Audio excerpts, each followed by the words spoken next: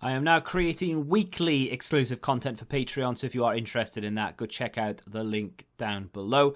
And of course, if you want to avoid the random lottery of FIFA points, you want to go straight to the source, buy the players directly, use u7buy.com and use the code TVM at checkout. What is going on, guys? TVM here. Welcome back to yet another player review. Today we have the 94 rated Summer Heat Bernardo Silva. This card was one that I voted for. It's not to say that every time there's a vote, I'm going to vote for the one, that I will complete. Like, I'm not always going to complete them. Sometimes, like the one just gone, actually, João Felix looks decent. Longley, it's just another centre-back. I'm not too concerned. I would imagine Longley would win because he's the higher rated and all the casuals will just choose him because he's the highest rated and it's your natural thing to do. But either way, I'm not going to, like, for example, if João Felix comes out, I don't know whether I'll complete him because I know I'm not that bothered. With Bernardo Silva, he fits into the team on this account very well. It's an insanely good card. I used his 87 for, I wouldn't say a long time because his pace let him down a little bit in the early stages, but his 87 has got 85 acceleration and 78 sprint speed. I used it a little bit at the beginning just to sort of help me go, help me get going, if you will. He wasn't particularly expensive, but he was so agile. Should have known then, really. Within the first 2 months, I think that was. Should have known then, really, that small, agile players were the way forward. And unfortunately, I didn't really stick to that. Tried to do various other things, and in the end, just didn't really clock on until later on in the game cycle that was the meta. But he's back with a 94, 4-star, so he's been upgraded. I think he had a 2-star weak foot. I'm gonna go check. Actually, he had a 3-star weak foot, so it's not like it's been like massively upgraded to like a 5-star weak foot, which would have been incredible. But 4-star is fine. I don't have a problem with it at all. He's left-footed, he's 5'8", he's high, which is not ideal, especially for an attacker, unless, of course, you're going to play him where I decided to play him. And then, of course, you've got a lean body type, which is another one of the reasons why he is extremely meta. Now, 98 acceleration, 90 sprint speed, that is a big boost over the base. Of course, he does have couple of other cards, Team of the Year nominee. He has a Player Moments card as well, which I don't even remember being a thing. Like, well, I mean, it obviously was, but I don't remember it even being a thing. 99, Agility, Balance, Ball Control, Dribbling, and then 91 Reactions, 93 Composure. Absolutely mad. I mean, there aren't that many cards in the game that have 99 that far down without a chem style, that's for sure. 99 positioning, 93 finishing, 88 shot power, and 89 long shots. You can hit them. I have done. There may or may not be evidence of that in the review. I've played quite a few games. You can hit them from the edge of the area, and you can hit them with some reliability as well. He is quite accurate from distance. The shot power can let him down, and if he had finesse shot trait, we'd be laughing. Unfortunately, it doesn't, but you can still squeeze in the odd finesse shot from the edge of the area. Wouldn't necessarily recommend just hitting them straight with power, but finesse shot, sure, why not? Wrap it with the left foot, and you could get lucky. 97 vision and 98 short passing means that he's very capable of playing in that cam position, and we'll talk about that again in a second. And of course, the only other stat worth really getting excited about, I guess, is the stamina. 99. That is, I think, a big selling point of the 87 is the fact that he has 93 stamina. In particular, at the very beginning of the game, where a lot of the gold cards don't tend to have great stamina, like Ronaldo doesn't have good stamina, Messi doesn't really have good stamina. So they are like these type of cards, even though they lack in a lot of areas at the beginning of the game, stamina is where they come through, because now you've got crazy super subs that you can bring on. Like, you've probably got 90 plus rated cards on your bench just sat there waiting to get some minutes. So you don't mind subbing off players like Bernardo Silva because you can replace them with the same like-minded player. However, at the very beginning of the game, you don't have that option at all. You're replacing, an 87 Bernardo Silva with Joshua King, for example. Like, you don't have that quality to bring on instead. So at the beginning, that's very helpful. These days, it's the norm. Now, when it comes to what position I played him in, of course I tried in right wing. It does work. There's not really too much of a problem with it. I tell them to get in the box for the cross. There isn't another instruction.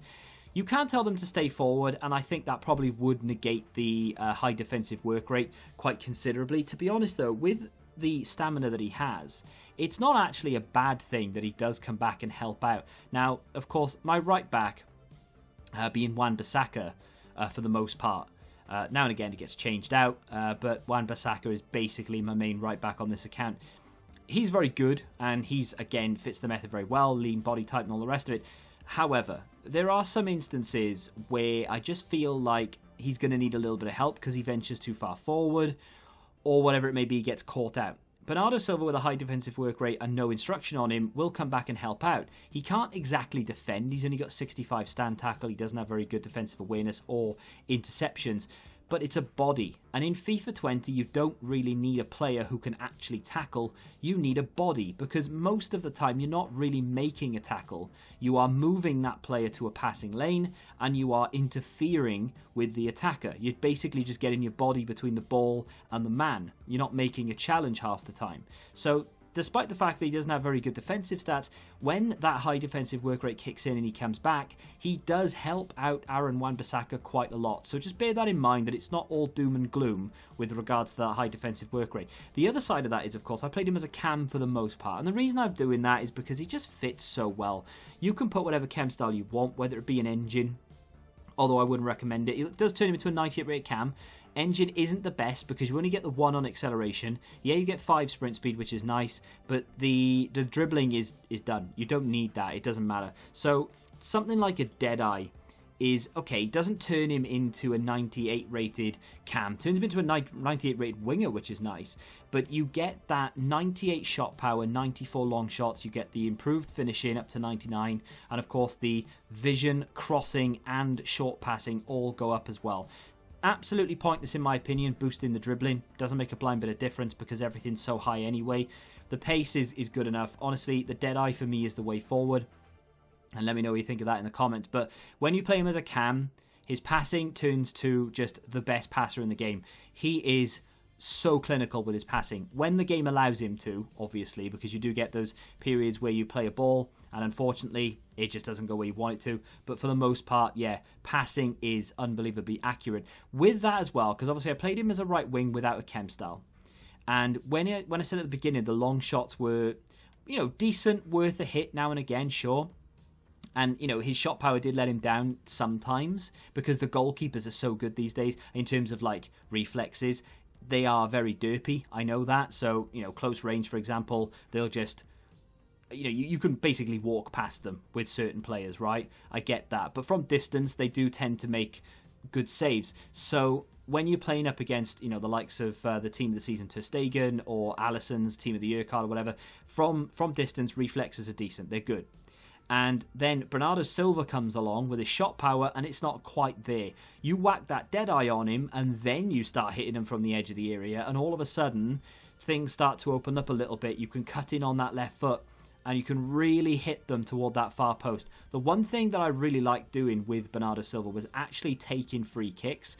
Even with the Deadeye chem style, he only has 81 free kicks. Doesn't make a blind bit of difference. The guy can hit a free kick. Now, I don't know whether there's any clips in the video because I've not quite edited it together yet. I've just finished playing. But I don't know whether there's any clips in the video of me actually scoring some free kicks. But I can tell you that I've hit the bar so many times with him because I've not quite got the power right myself. And it's my fault, not the card. But he scored a couple. He's forced some really good saves.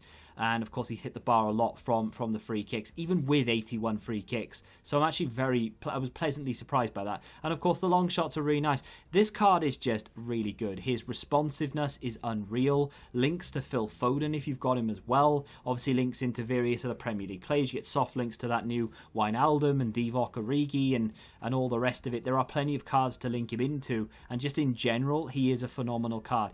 The only issue I feel like you may have is if you've, and this is a select niche of people, I'm aware of that, but I am one of them on one of the accounts, and it's the reason why at 6 o'clock content last night I had to jump over to the other account. It's because I've got Team of the Season Mahrez, and they play in the same position. Yes, you can play one off chem as a right forward, and then move them around in game or whatever you want, because I don't actually use Mahrez as a cam, I do use him as a winger, so you could do that and play him in the same team, sure. But I wanted him on full chem, and that's why I jumped over accounts last night. But if you already have that Mahrez, is Bernardo Silva a better player? In my opinion, they are different position players. Bernardo Silva is better as a cam, and Mahrez is better as a right wing, even though they're both technically right wingers. So, yeah, take that with a pinch of salt. I used him as a cam, and I thought he was absolutely sensational. apart from the strength, the height, and the fact that he does get muscled off the ball a little bit, if you do like your cam just to strictly stay forward and stay, like, get in behind and all the rest of it, he can wander back now and again. The lack of outside foot shot trait and indeed the finesse shot trait is a little bit annoying. It's not game breaking. It's not to the point where I'm not going to do the card. It's just a little bit like, oh, that's a shame, you know? But apart from that, honestly, this is up there. Top, high-end card, and I would definitely recommend it if, A, you want to grind it, and B, it fits your team. There are cards out there that rival it, sure. Like I said, Mahrez for that position is probably better, and his shots are insane compared to Silva, but still, I do like it. I really do. Let me know what you think of the card in the comment section down below. If you have enjoyed the video, hit the like button, subscribe to the channel if you're new, and until the next time, goodbye. Football Index. The game changed. Download the app now.